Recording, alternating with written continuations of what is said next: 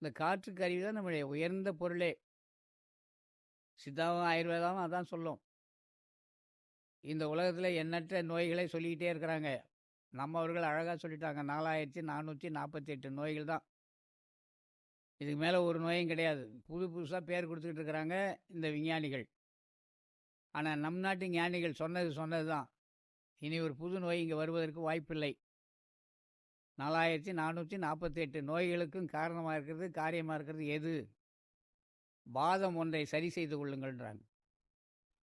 மூச்சு காற்றை ஒன்றை சரி பண்ணுவேயானால் வெப்பமும் அந்த தண்ணியும் சரியாகும்.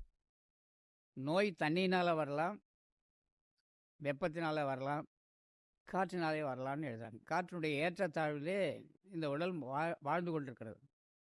இந்த ஏற்றத்தாழ்வு இல்லாமல் இருக்க வேண்டினால் காற்றை பிடிக்கணும். அதனால தான் அவர் சொன்னார், ஏற்றி இறக்கி இரு காலும் பூரிக்கும் காற்றை பிடிக்கும் கணக்கறிவாரில்லை. காற்றை பிடிக்கும் கணக்கறிவாளருக்கு கூற்றை உதைக்கும் குறியதுவாமே. யமனே கிடையாது, உதைப்பான் அப்படின்றார். அந்த கணக்கு நமக்கு தெரியல. எல்லா கணக்கும் தெரியுது. நீ எத்தனை இட்லி சாப்பிடுவேன், நான் எத்தனை பூரி சாப்பிடுவேன், கணக்கு தெரியும்.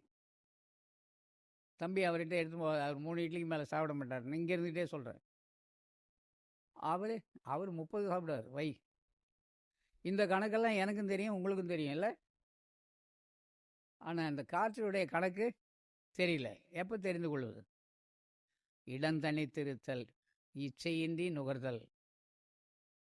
உள்ளே போய் வெளியே வர்றது தான் கவனிக்கணும். பணிதல், பாடி பணிதல், ஜப தபம் செய்தல், இச்சையின்றி நுகர்தல், ஜப தபம் செய்தல், நிஷ்டை கூடல். வள்ளல் பெருமான் எழுதுகிறார்.